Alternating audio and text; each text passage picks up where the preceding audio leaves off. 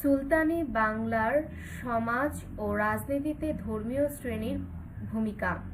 বাংলায় সুলতানি আমল ছিল 1352 থেকে 1576 খ্রিস্টাব্দ পর্যন্ত।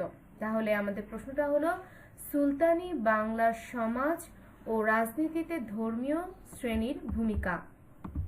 আচ্ছা, ভূমিকা 1352 খ্রিস্টাব্দে শামসুদ্দিন ইলিয়াস শাহের মাধ্যমে স্বাধীন সুলতানি শাসনের সূচনা হয়।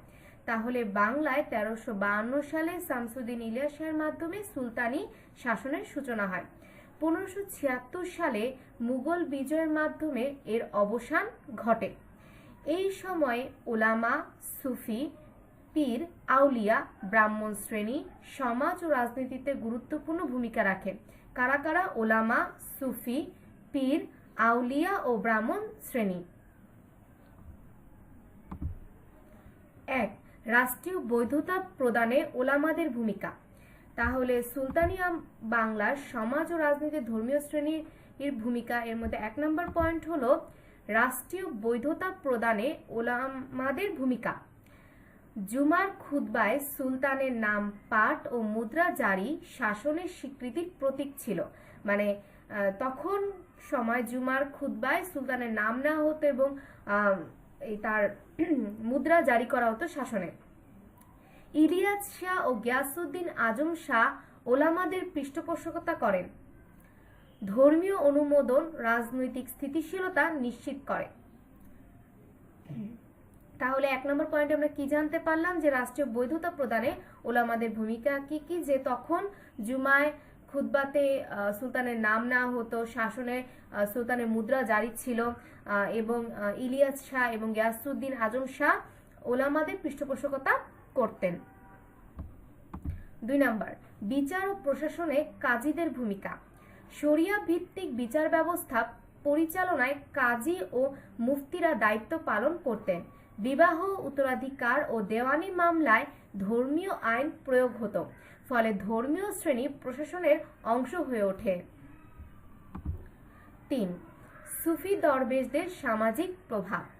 শাহ জালাল 1303 ও খান জাহান আলী 15 শতকে ইসলাম প্রচার ও বসতি স্থাপনে ভূমিকা রাখেন। এই বাংলায় 1303 সালে শাহজালাল এবং 15 শতকে খান জাহান আলী ইসলাম প্রচার ও বসতি স্থাপনে ভূমিকা রাখেন।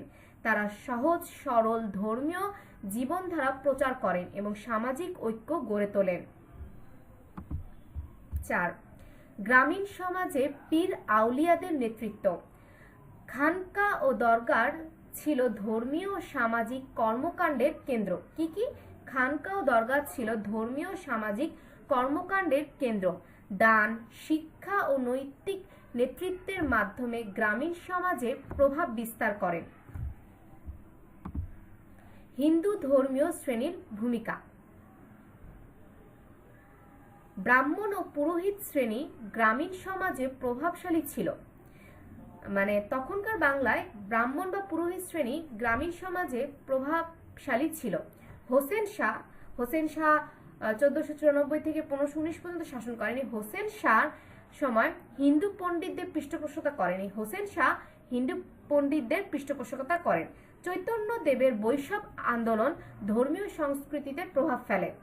কে? চৈতন্য দেবের বৈষ্ণব আন্দোলন ধর্মীয় সংস্কৃতিতে প্রভাব ফেলে।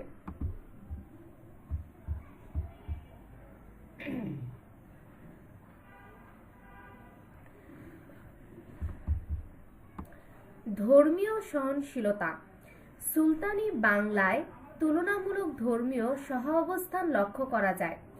প্রশাসনে হিন্দু মুসলিম অংশগ্রহণ রাজনৈতিক স্থিতিশীলতা নিশ্চিত করে। শিক্ষা ও সংস্কৃতিতে অবদান।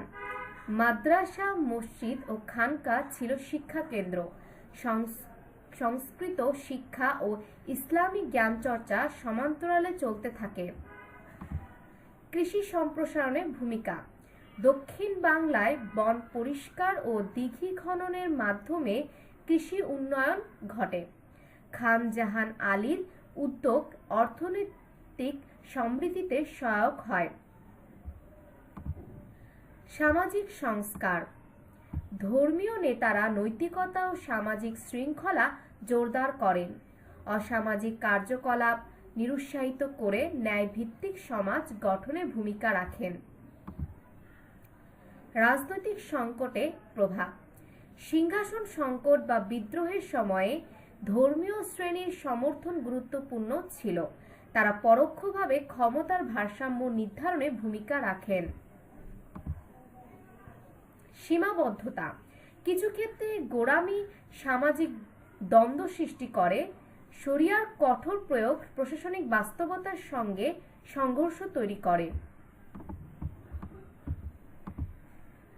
সাময়িক মূল্যায়ন ও উপসংহার।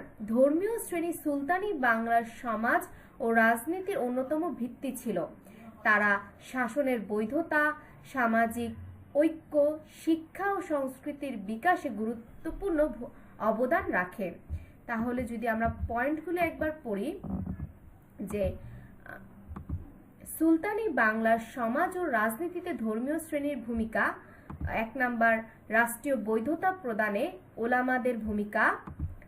বিচার ও প্রশাসনে কাজীদের ভূমিকা। সুফি দরবেশদের সামাজিক প্রভাব। গ্রামীণ সমাজে পীর আউলিয়াদের নেতৃত্ব। হিন্দু ধর্মীয় শ্রেণীর ভূমিকা। ধর্মীয় সহনশীলতা।